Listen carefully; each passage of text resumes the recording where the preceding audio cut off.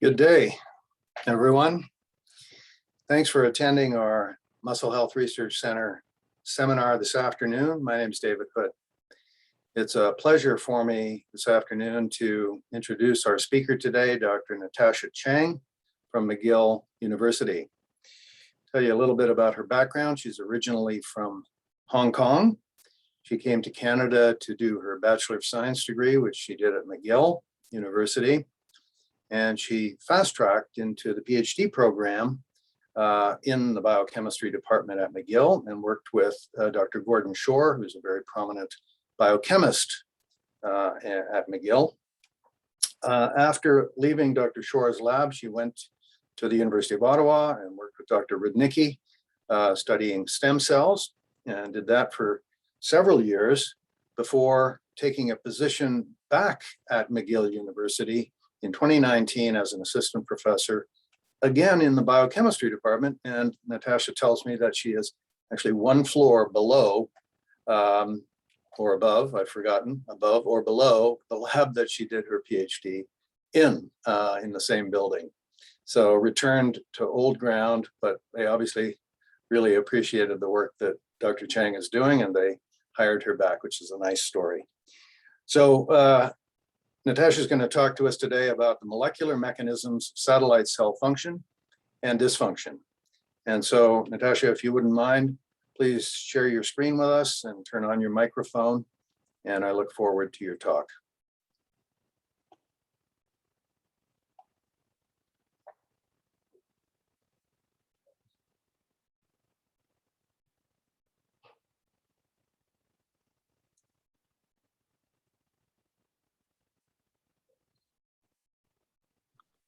Sorry about that. It took me a while to find the unmute button after sharing the slides. You would think that I'd be used to this by now, but you can hear me fine and you can see the slides, correct? We are good. Carry on. Okay, perfect. All right. So thank you so much, David, for that really kind introduction, and also for the invitation for me to present my work to you today.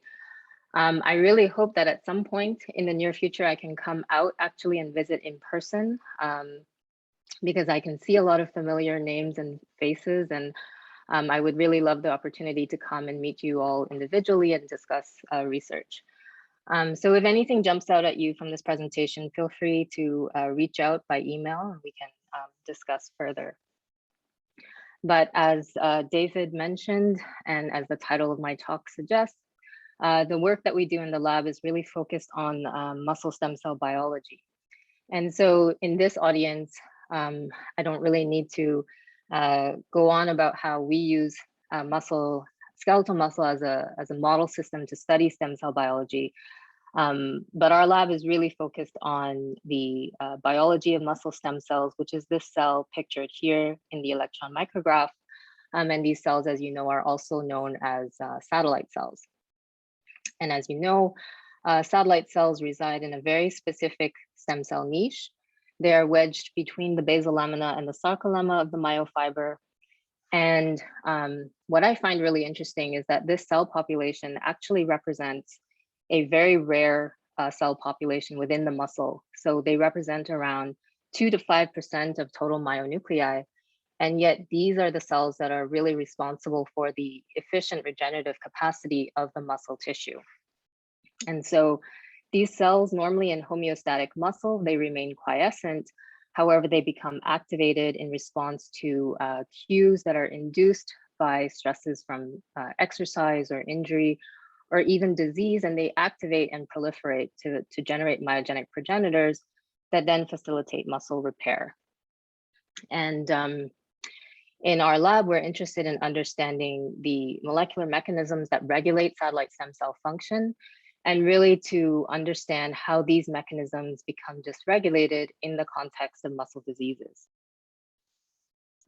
And as you know, satellite cell commitment through myogenic differentiation is highly regulated by a hierarchy of transcription factors. And so satellite cells are marked by their expression of the paired box transcription factor PAX7. And as they commit to the myogenic program, they begin to express myogenic regulatory factors such as MIF5, as well as MyoD. And they transition into this transient amplifying cell population known as myoblasts. And upon sufficient generation of myoblasts, they then undergo terminal differentiation, and they begin to express late stage differentiation markers such as myogenin and MERF4.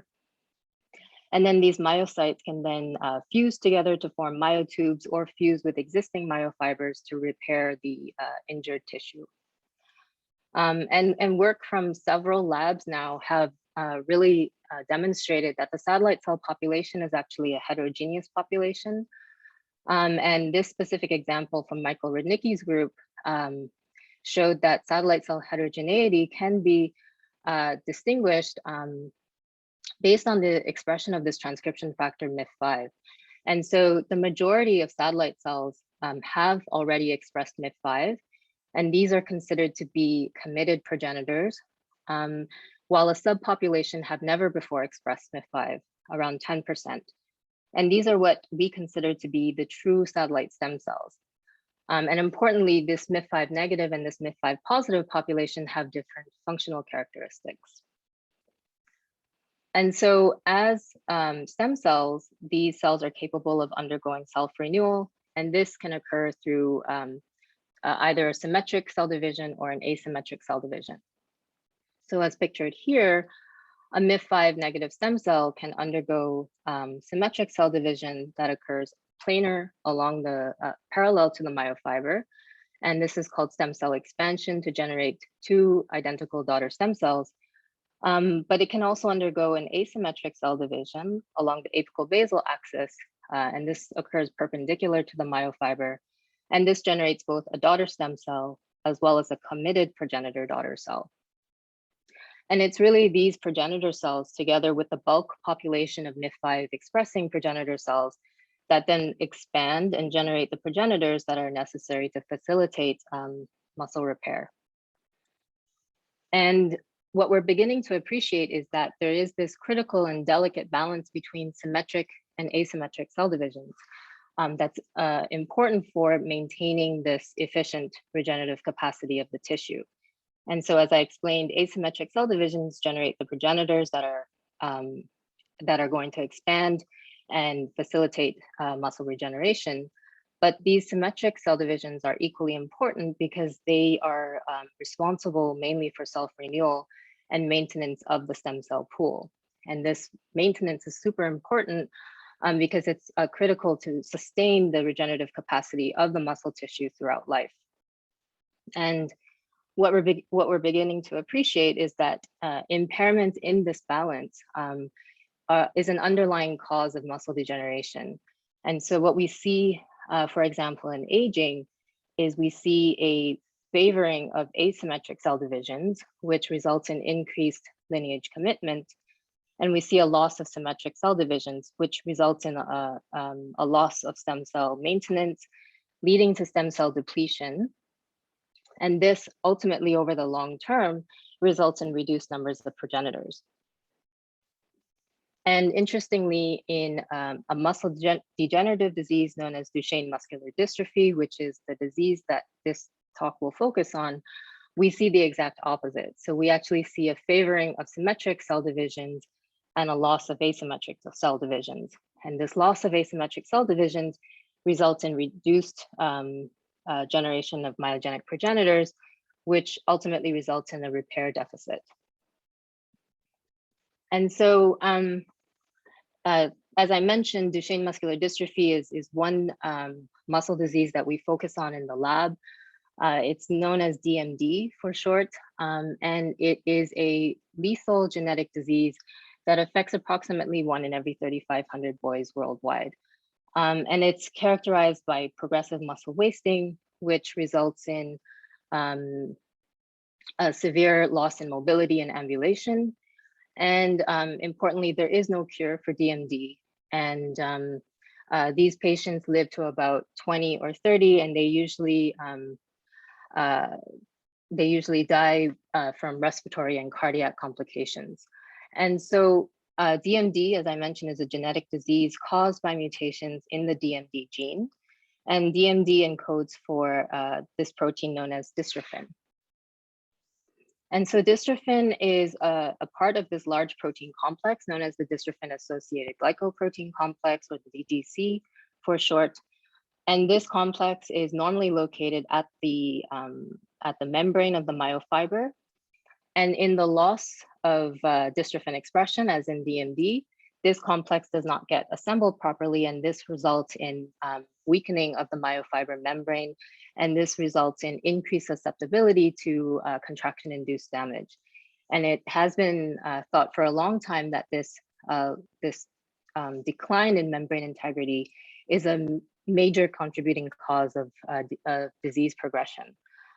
However, recent work from Michael Rudnicki's lab demonstrated that actually satellite cells in Duchenne muscular dystrophy are also intrinsically affected by the loss of dystrophin.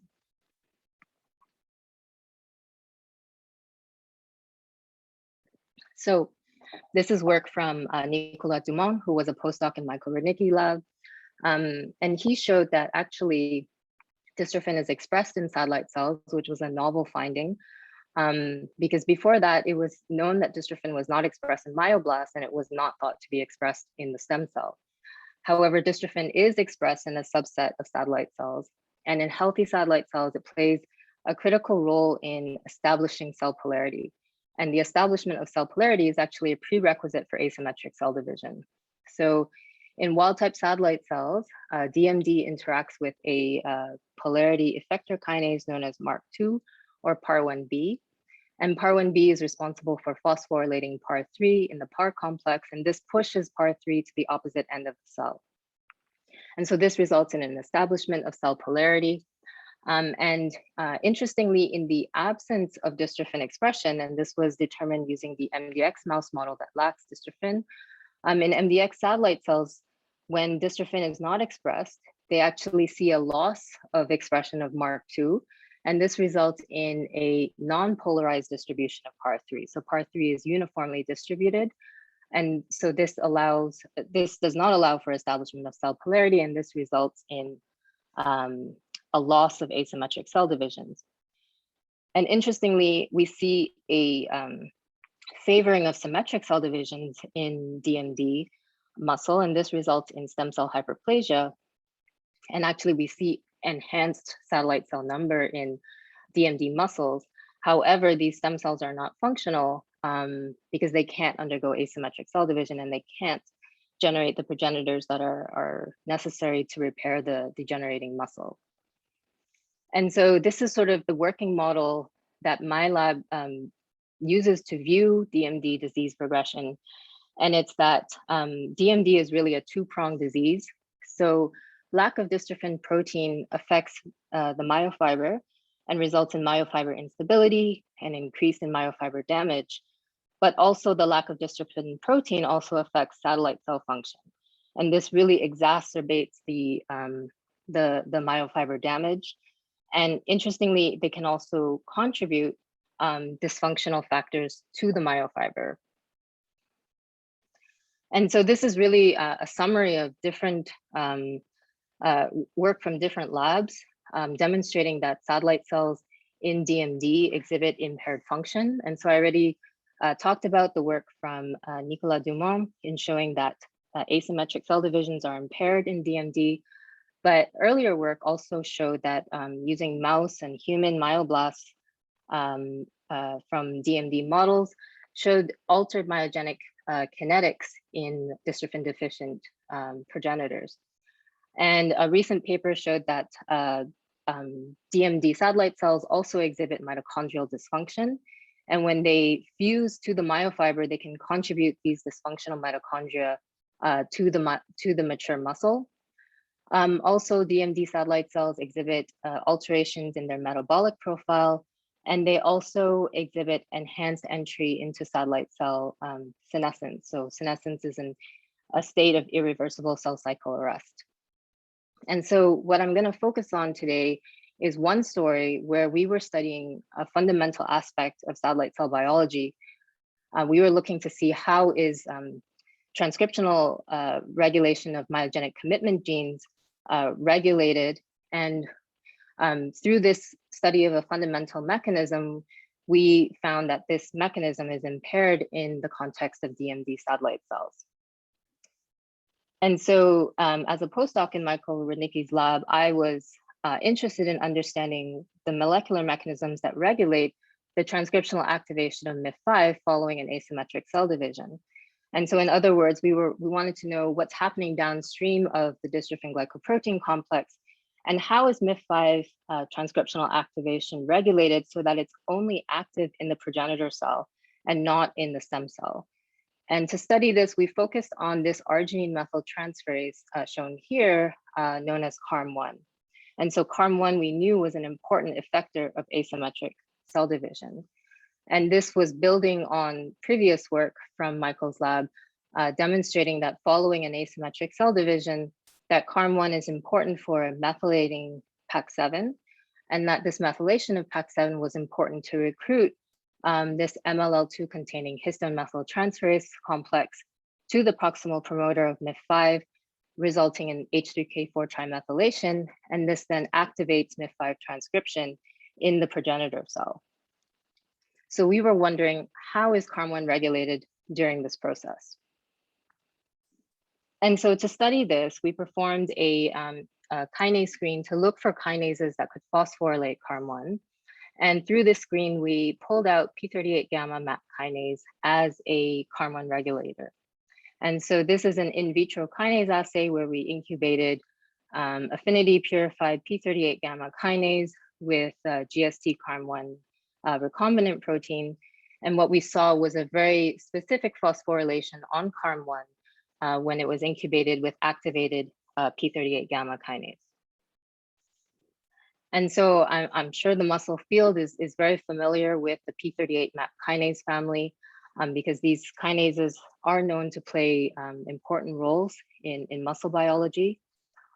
So there are 4 isoforms of p38 MAP kinases. There's the alpha, beta, gamma, and delta. And interestingly, the gamma isoform is highly expressed in satellite cells and in muscle tissue. However, it only has 62% protein sequence similarity to the alpha and beta isoform, which is the more well-studied isoform. And previous work in muscle biology showed that p38 gamma can phosphorylate MyoD, and this actually prevents MyoD to activate myogenin expression, and this inhibits differentiation.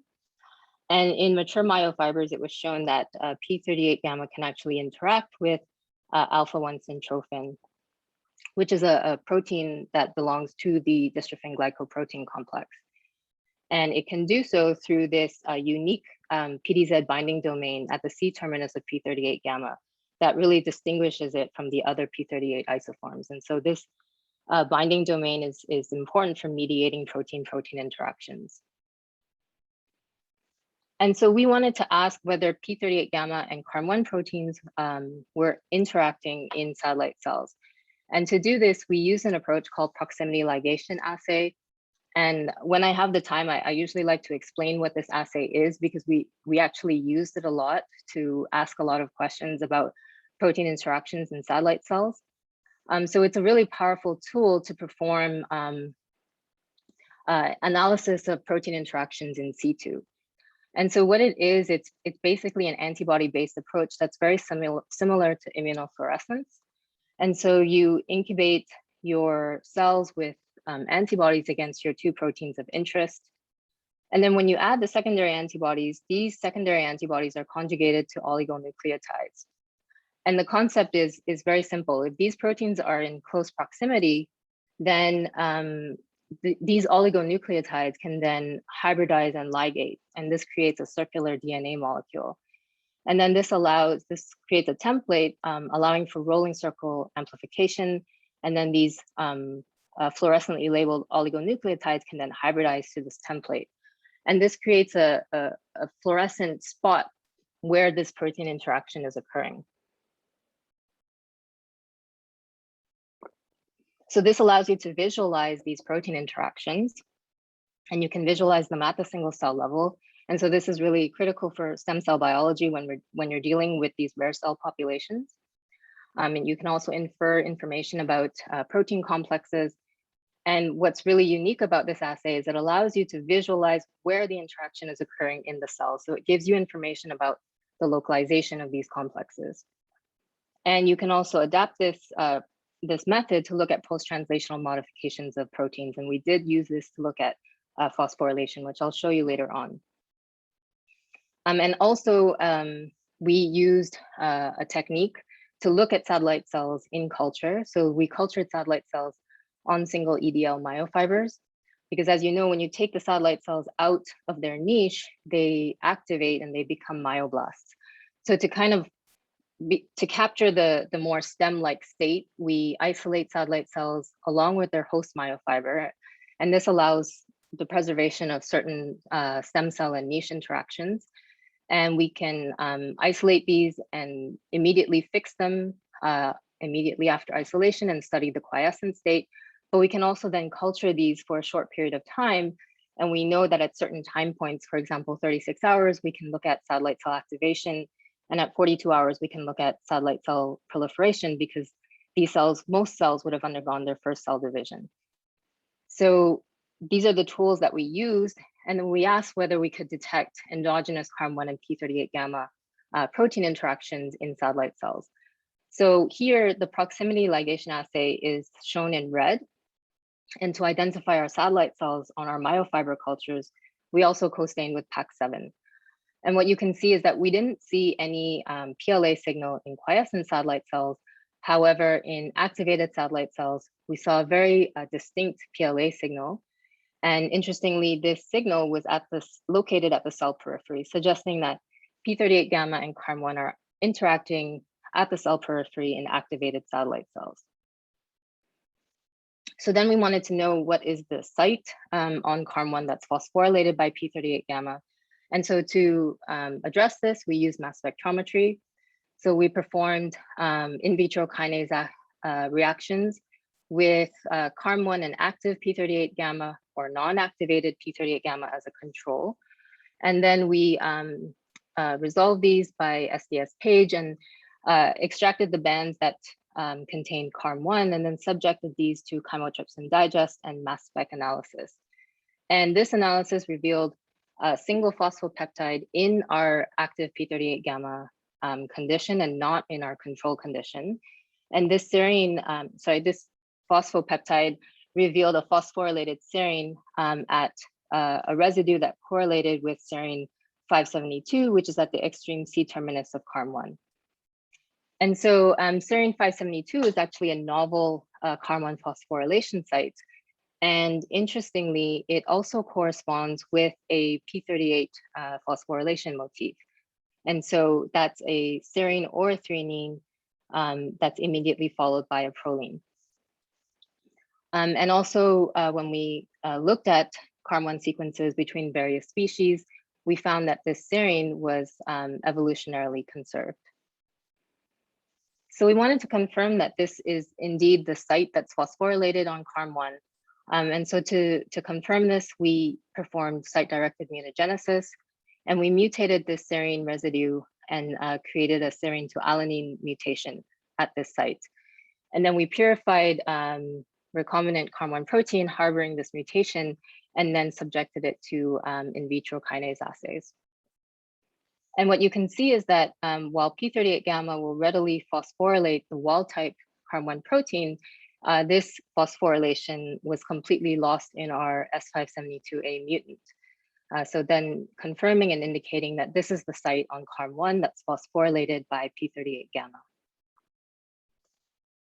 We then wanted to see whether CARM1 is actually phosphorylated in satellite cells by P38 gamma. And so to do this, this is where we use the PLA assay to look for phosphorylation on CARM1. And so to do this, we found an antibody that recognizes the P38 phosphorylation motif. And we combined this with CARM1 antibody. And when we did this PLA, we were able to see a very distinct PLA signal, suggesting that in satellite cells that CARM1 was being phosphorylated at this motif. And then we asked whether this was dependent on P38 gamma.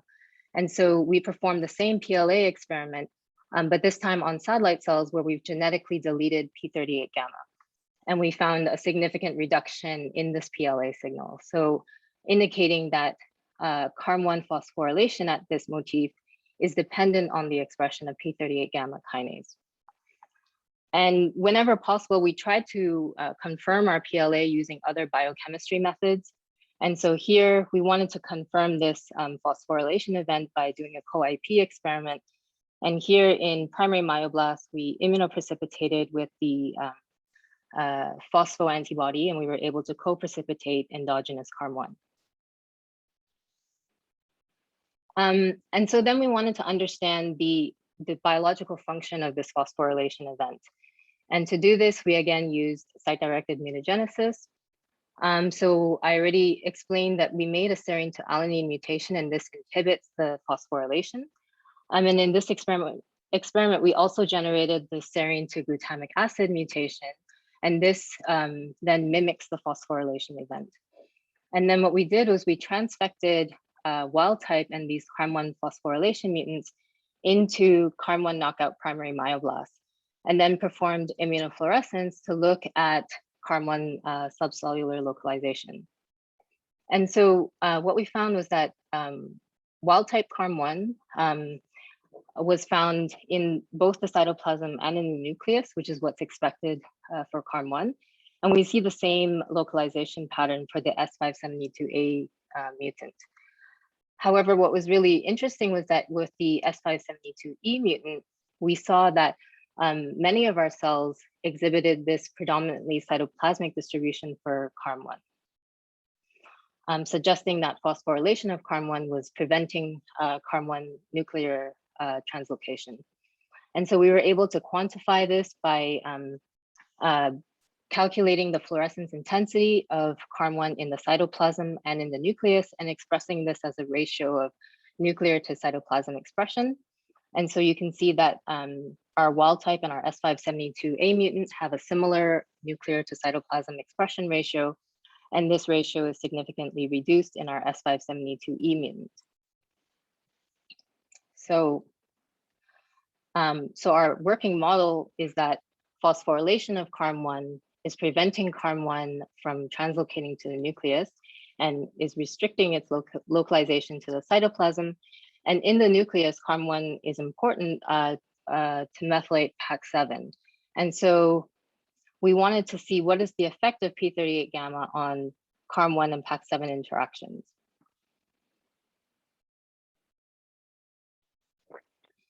And so to address this, we used an siRNA approach to deplete P38 gamma in satellite cells and ask what happens to CARM1 and PAX7 interactions. And so we did this, we treated satellite cells on cultured myofibers with control or P38 gamma or CARM1 siRNA, and then performed our PLA for CARM1 and PAX7 interactions. And so here we see a number of CARM1 PAX7 interactions in our control treated satellite cells. However, in our P38 gamma depleted satellite cells, we saw an enhancement in this CARM1 PAX7 PLA signal. And this is a good control for PLA when we delete CARM1, which is a component of our PLA assay, we see a loss of this PLA signal. So again, we quantified this by counting the number of nuclear PLA puncta, and we see enhanced CARM1 and PAX7 interactions in our P38 gamma deleted cells. And so this really indicated that P38 gamma is negatively regulating the ability of CARM1 to interact with PAX7. We then asked, how is P38 gamma affecting satellite stem cell self-renewal? And we asked, how is it impacting symmetric versus asymmetric cell divisions? And to look at this, we isolated myofibers from a mouse model that was established in the Rudnicki lab to allow us to track these MIF5 negative versus MIF5 positive satellite cells. So MIF5 positive satellite cells will turn on this YFP reporter. And so then we can perform immunostaining, and the MIF5 negative stem cells will not express YFP, whereas the MIF5 expressing cells do turn on the YFP reporter. So we can then count the number of symmetric versus asymmetric cell divisions per myofiber. And so we treated these myofibers with p38 gamma siRNA to delete p38 gamma. And what we see is in the absence of p38 gamma, we see a promotion in myogenic commitment, and we see an enhanced number of asymmetric cell divisions. And correspondingly, we see a reduction in symmetric cell divisions. So this really indicated that p38 gamma is negatively regulating CARM1, which promotes myogenic commitment through asymmetric cell division. And instead, p38 gamma is involved in symmetric stem cell self-renewal. We also wanted to look at the in vivo contribution of p38 gamma in satellite cells. So we did what people in the satellite stem cell field do, which is to cross the p38 gamma flox mice with PAX7 pre-ER mice. And this allows us to genetically delete p38 gamma specifically in PAX7 expressing satellite cells upon addition of tamoxifen. So we validated our model. After 5 days of tamoxifen injection, we isolated satellite cells and asked what's the expression level of p38 gamma transcript, and we see significantly reduced levels of p38 gamma in our tamoxifen treated p38 gamma flox mice. We then also assessed this at the protein level, so we cultured myofibers from these mice and then performed immunostaining for p38 gamma, and we see a reduced expression of p38 gamma protein in our tamoxifen treated p38 gamma deleted satellite cells. We then did another assay that's typical in the stem cell field, which is to then look at satellite cell contribution to muscle regeneration following a muscle injury. And so to do this, we performed cardiotoxin injury to the TA muscle, and then assessed how does p38 gamma deletion affect satellite cell contribution to regeneration. And so I'm not going to show you the data from the single cardiotoxin injury, because actually we didn't observe any phenotypic differences after a single round of injury. However, when we challenged the muscle with a serial injury experiment, that's when we saw significant differences. So in this experiment, we treated the mice with tamoxifen for 5 days and then performed our cardiotoxin injury. We waited 21 days for the muscle to regenerate, and then we hit them again with another round of cardiotoxin, and we did this 3 times. So we did 3 injuries and allowed the muscle to regenerate in between. And so what we found at the end of our serial injury experiment is that the weight of the injured TA was significantly lower compared to the wild type controls. And also the myofiber size was significantly reduced. So that's the blue curve here. It's shifted to the left, showing that p38 gamma deleted satellite cells, the muscles had significantly smaller myofibers compared to the wild type controls. And so these phenotypic outputs suggested that muscle regeneration was impaired. However, importantly, when we look at the number of satellite cells following muscle injury, we saw a significant reduction in PAX7 positive satellite cells per cross-section, suggesting that p38 gamma is really critical for maintenance of the stem cell pool. And so this goes back to our working model for how p38 gamma is negatively regulating CARM1 and myogenic commitment. And so we asked then, how is p38 gamma itself regulated? And so we hypothesized that perhaps p38 gamma could be regulated through an interaction with the dystrophin glycoprotein complex.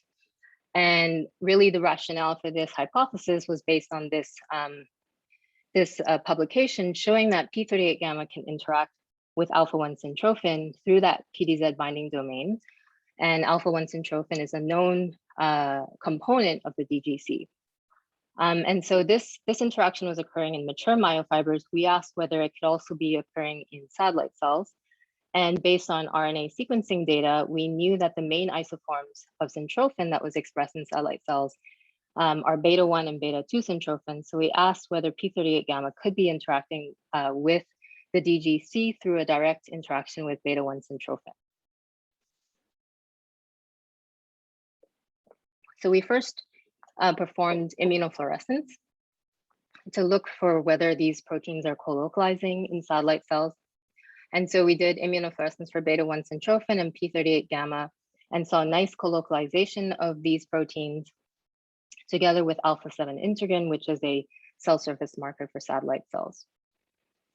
We also confirmed this by PLA and performed PLA with beta-1 syntrophin and p38 gamma antibodies and saw a nice PLA interaction in alpha-7 integrin expressing satellite cells, and confirmed this as well by co-immunoprecipitation. So when we expressed MIC-tagged beta-1 syntrophin into cells and we did an immunoprecipitation with MIC antibody, we were able to co-precipitate p38 gamma antibody. So all this data indicates that p38 gamma can interact with beta-1 syntrophin.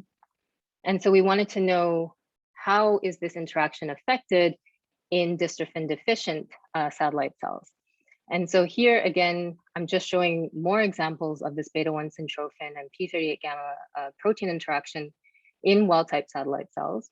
And you can see that this interaction is actually quite polarized in activated satellite cells. And then we perform the same PLA in MDX satellite cells. So again, this is a mouse model for Duchenne muscular dystrophy. And in these satellite cells, dystrophin is not expressed. And we were surprised to see that this PLA between beta-1 syntrophin and p38 gamma was significantly reduced. And so this suggested that in the absence of a functional DGC, that these proteins were not interacting. And we hypothesized that in this context, that p38 gamma activity is dysregulated. And so to assess that, we then checked the CARM1 phosphorylation status in these satellite cells. And so we performed our PLA for phospho-CARM1, and we saw that in MDX satellite cells, significantly enhanced phosphorylation of CARM1, which we quantified by determining the fluorescence intensity, and saw significantly enhanced fluorescence intensity in our MDX satellite cells. And so hyperphosphorylation of CARM1 would suggest that its localization is being restricted to the cytoplasm, and its nuclear translocation is inhibited.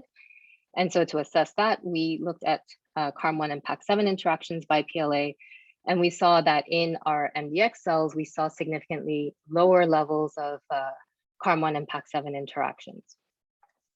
So indicating that in the context of DMD, p38 gamma is hyperactivated, and this results in an inhibition of the ability of CARM1 to interact with PAX7. And so this would imply that methylation of PAX7 is reduced, and this would result in reduced methylation of histone 3 at the MIF5 promoter. And so to directly assess this, we performed chromatin immunoprecipitation for the H3K4 trimethyl mark at MIF5. And we did this in primary myoblasts from wild type and MDX mice. And so the MDX is represented by the blue bars. And we saw lower levels of H3K4 trimethylation at MIF5 in MDX cells compared to wild type cells. So reduced levels of H3K4 trimethylation would then imply that transcriptional activation of MIF5 is impaired. And so to address this, we performed RT-qPCR to look at levels of MIF5 transcript.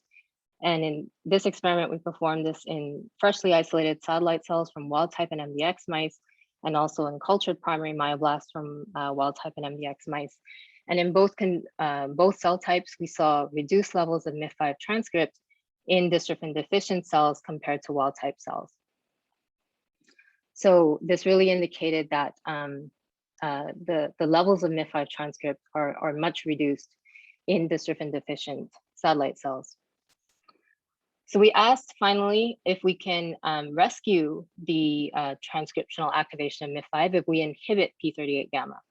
And so to do this, we used an siRNA approach to delete p38 gamma. We did this in wild type and MDX satellite cells.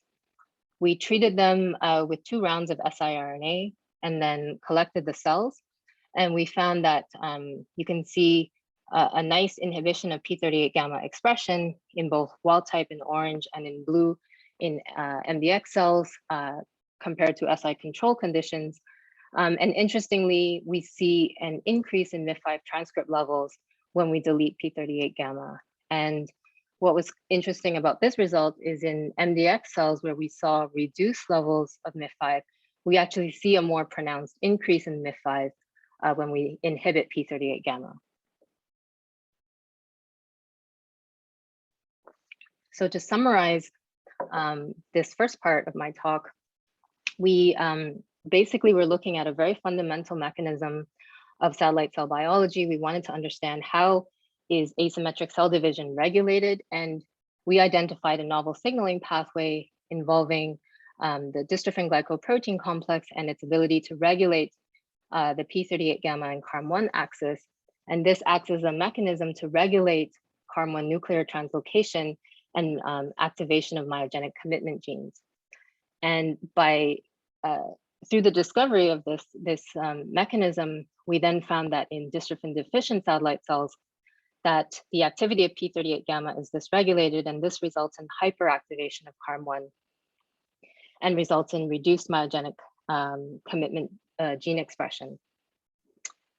And so this really provides a molecular explanation for the stem cell dysfunction that is observed in DMD satellite cells and opens up new opportunities for therapeutic strategies that help to correct this stem cell dysfunction.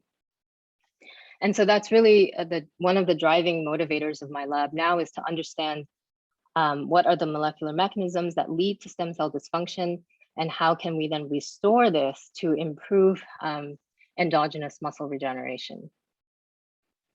And so just in the second part of my talk, I wanted to touch briefly about the work that we're doing in the lab currently, and that is this focus of the role of autophagy in satellite cell function, and particularly in the context of muscular dystrophy. And so autophagy is this cell survival process whereby cells can encapsulate cellular constituents through the formation of these double membrane vesicles known as autophagosomes. And then these autophagosomes get delivered to the lysosome, and they fuse with the lysosome, and then lysosomal hydrolases can then degrade the contents of the autophagosome. And this results in breakdown of these components into macromolecules, and these get then recycled back into the cell. And so autophagy occurs at a basal level in all cells, but it can become actively induced during periods of metabolic and nutrient stress. And this allows an alternative nutrient mechanism for cells to survive. And so autophagy has also been correlated with a number of human diseases, and it has been shown previously that autophagy is impaired in dystrophic muscle. And so they see reduced levels of autophagy. And interestingly, when you induce autophagy in vivo, either through a low protein diet or through pharmacological modulation with rapamycin, for example, that seems to improve the dystrophic muscle function and improve the muscle histology. But what hasn't been well established is how is autophagy affected in the stem cell compartment in DMD, and is there any contribution of autophagy to satellite cell dysfunction and disease progression in DMD? And what has sort of sparked our interest in this area is the fact that in 2016, this group showed that CARM1 is actually a key regulator of the autophagy pathway. And so in this context, CARM1 acts as a co-activator for the transcription factor TFEB, and through co-activating TFEB, it can then control the transcriptional activation of certain autophagy genes that are induced upon nutrient deprivation. And so this is going back to our working model, where we know that CARM1 is a pleiotropic protein, and in healthy satellite cells, we have done a lot of work on CARM1 and its role in myogenic commitment. However, CARM1 also is known to regulate cellular autophagy, and we believe that this is an important aspect of satellite cell function. And in the absence of a functional BGC complex in the context of DMD, we know that CARM1 is hyperphosphorylated, and this prevents CARM1 nuclear translocation. And so we've shown that this affects myogenic commitment, but we also predict that this will affect other functions of CARM1, including its ability to regulate autophagy. And we predict that impaired autophagy in the satellite cell compartment also has detrimental effects contributing to satellite stem cell dysfunction. And so the first thing we did was we wanted to look at the status of autophagy in MDX satellite cells. And so we did this through several approaches. The first one, we looked at gene expression of some autophagy genes, and we did this by digital PCR in isolated satellite cells from both wild type and MDX mice. And what we found was that we saw a slight but significant reduction in several autophagy genes in MDX cells compared to wild type satellite cells. So we wanted to confirm this at the protein level, and to do this, we used a marker for autophagosomes, a protein known as YPI2, which is important in autophagosome biogenesis and gets incorporated into the autophagosome membrane. And so staining for YPI2 gives you a readout for autophagosome content within the cell. And what we see is in wild type cells, we see a nice punctate distribution of YPI2. And in MDX cells, we saw a reduced level of YPI2 puncta.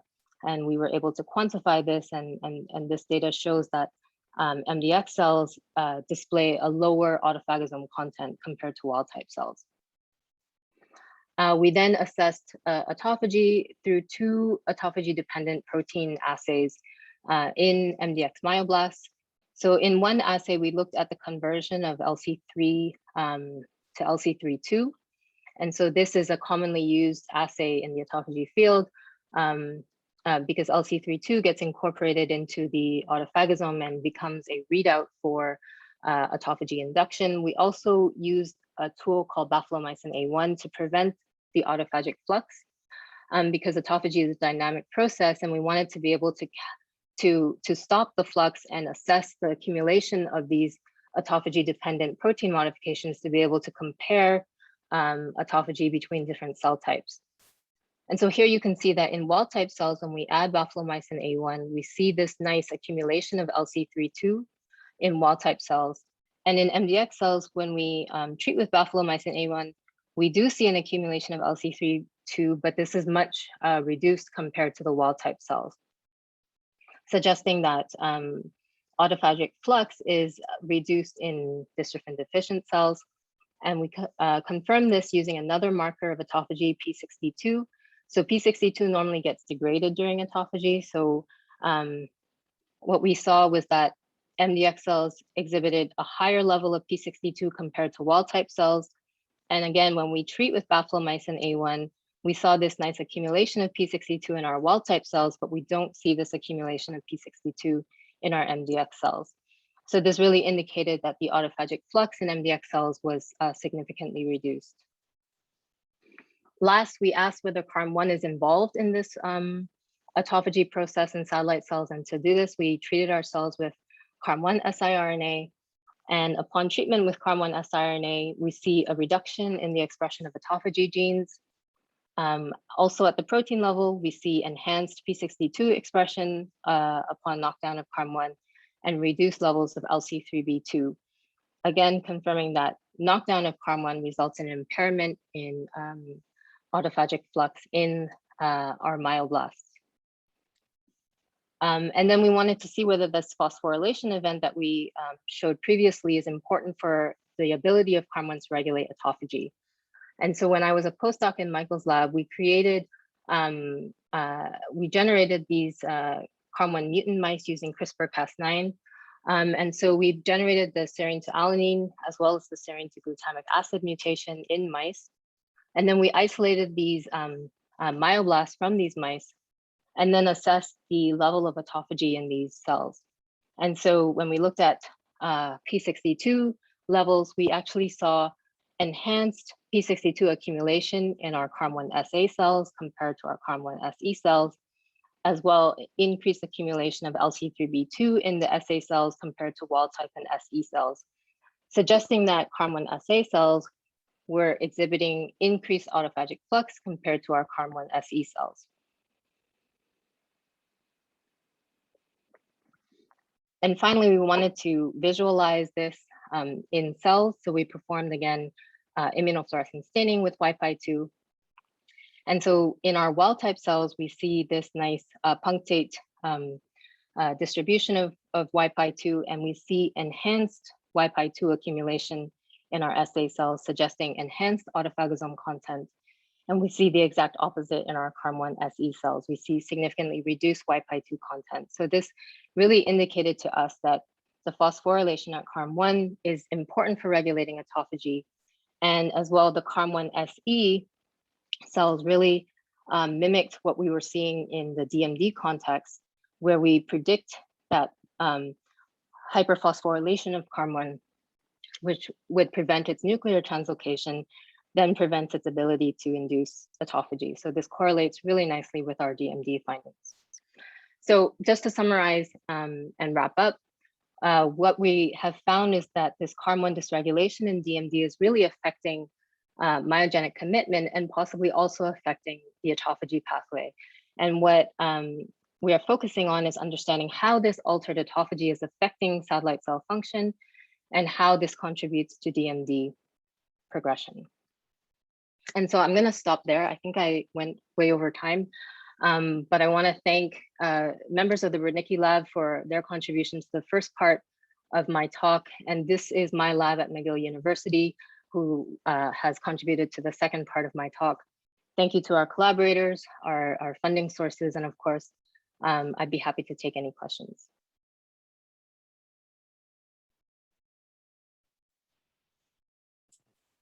Thank you. Wow, great science. Really like that. It's a wonderful story that you've just told. Natasha will take some questions. I remind the audience that we will do that through the Q&A rather than the chat.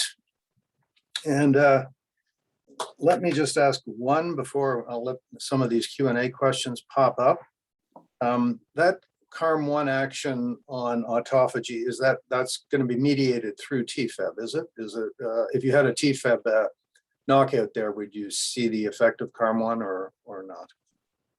Right, so we haven't done those studies yet to see if it's mediated through TFEB. I predict that it is based on that nature story, but we haven't done that experiment. We just knocked down CARM1 and showed that we do see reduced autophagy, but we predict it's through TFEB. Yeah, and then my second question is, your pathway through P38 and CARM1, and I'm wondering, it really shows a nice set of targets for therapeutics to help regeneration in muscular dystrophy. And I'm wondering if you had to design an agent yourself, and we imagined it, what would you target? Would you target P38? Would you target CARM1? Where would you go with that down the road, and if all the resources in the world were available to you? Yeah, so that's something we have struggled with because I think targeting P38 gamma is one way to go, but it is difficult to find an inhibitor that will specifically target the gamma isoform and no other isoforms, because we don't really want to target the alpha and beta isoforms, because P38 alpha and P38 gamma play opposing roles in muscle stem cell biology. So that's one issue with the P38.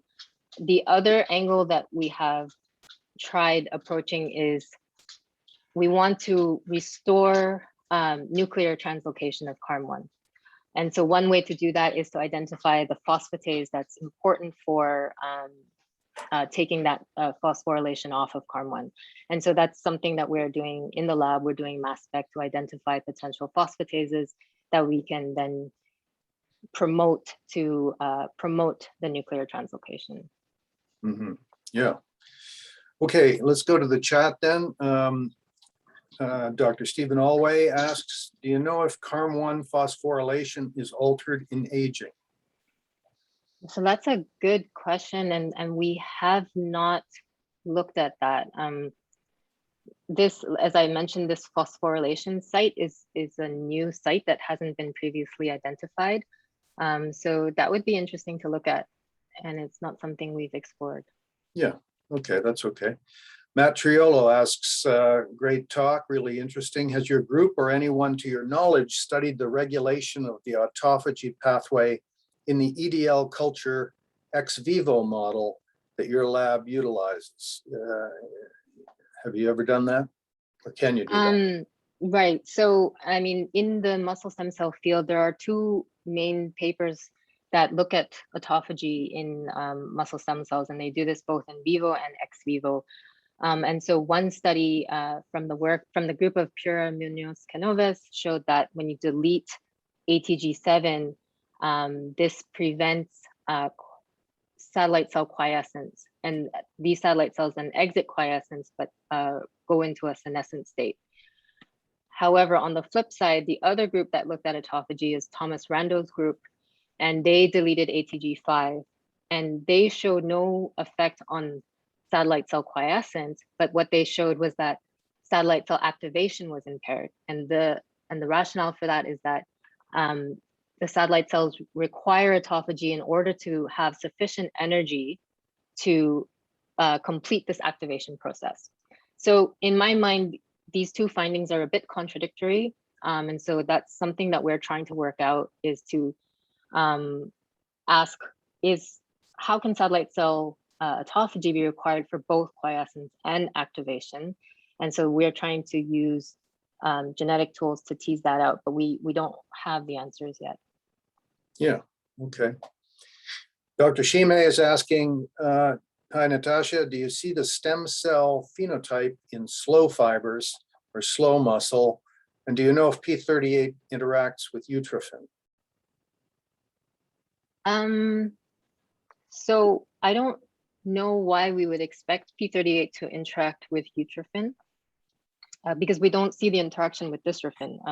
The interaction that we see is with the syntrophin. So I'm not sure whether P38 interacts with utrophin. We didn't look at that. And also for the slow fibers, we also did not look at that. Yeah.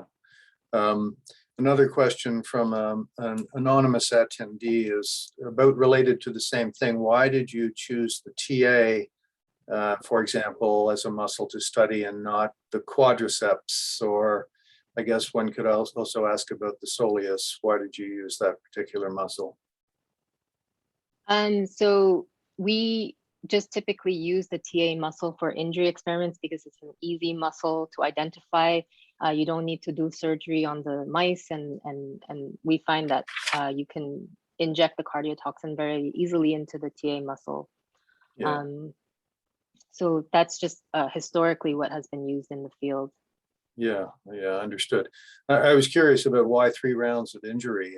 Why did you have to do that? Normally, I'd actually never heard of that before, doing 3 rounds of it, but I don't study the field very much. But I mean, what is that typical that you'd need that? Why wouldn't you see it in 1 round of injury? Yeah, so that was surprising to us too. And you're right. Typically, only 1 round of injury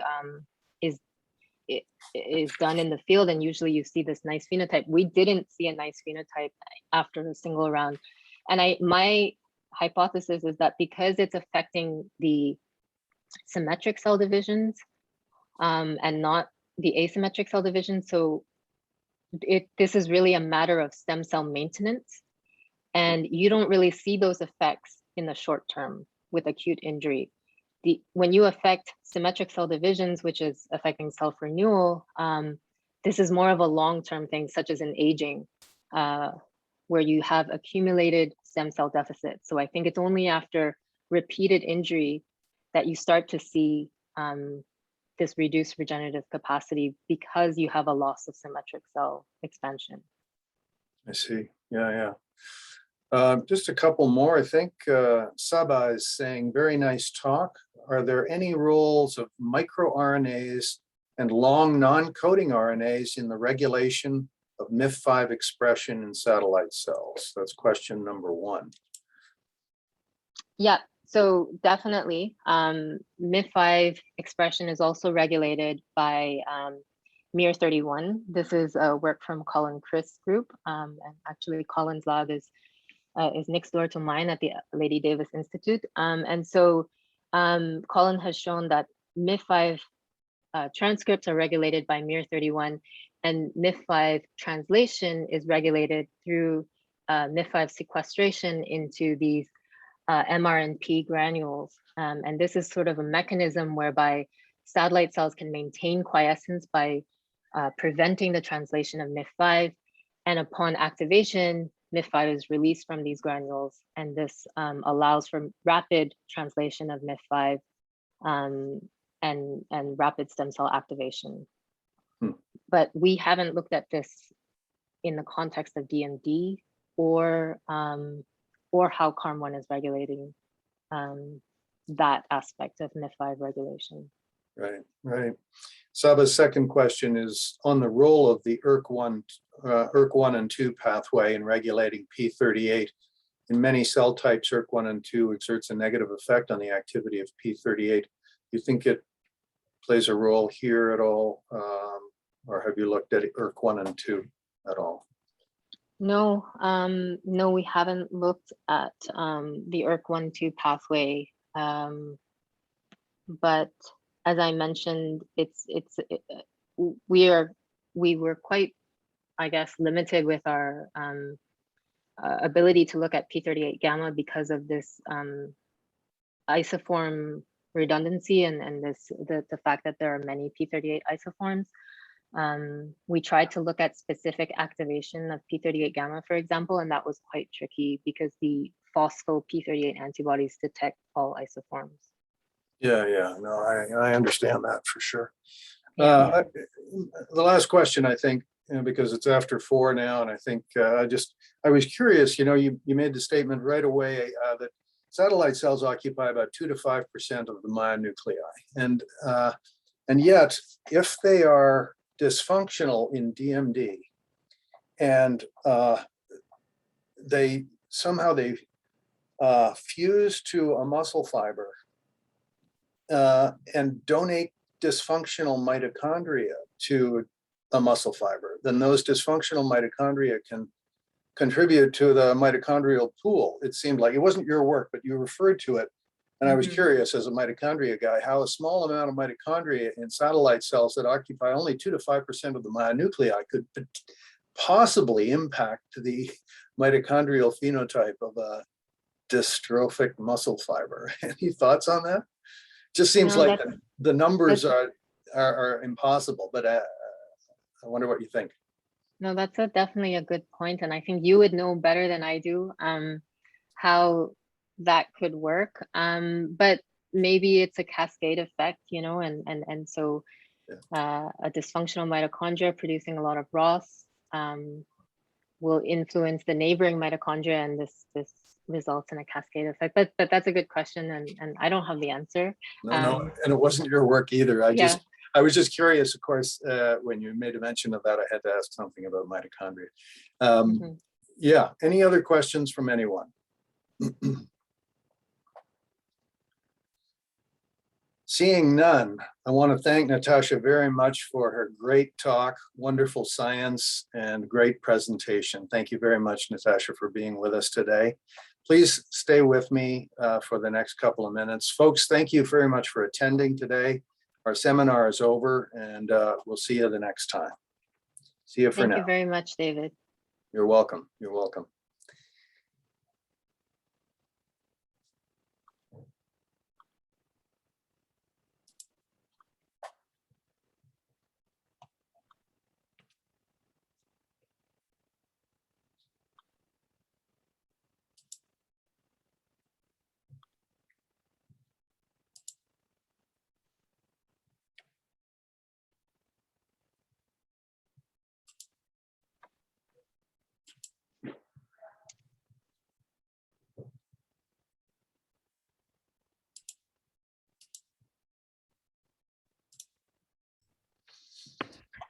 Anthony, you're with us.